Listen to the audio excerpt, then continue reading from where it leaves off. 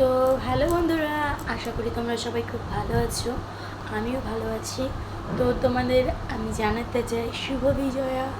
তোমাদের সবার নিশ্চয়ই আজকের দিনটা মনটা খুব একটা ভালো নেই, কারণ আজকে হচ্ছে বিজয়া দশমী। আজ মা শ্বশুর বাড়িতে চলে যাচ্ছেন।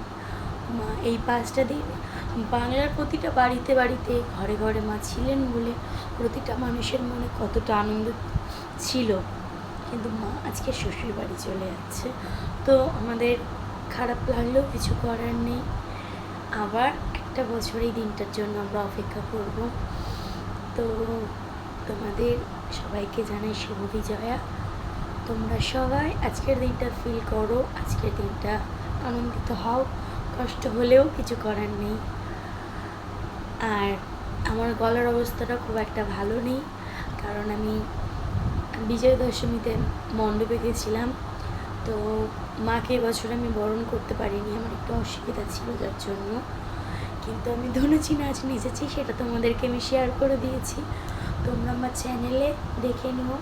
পল্লবী দাস লাইফস্টাইল ভিডিওতে সবাই লাইক কমেন্ট শেয়ার করতে ভুলো না। তো সবাইকে গুড নাইট, ওকে বাই।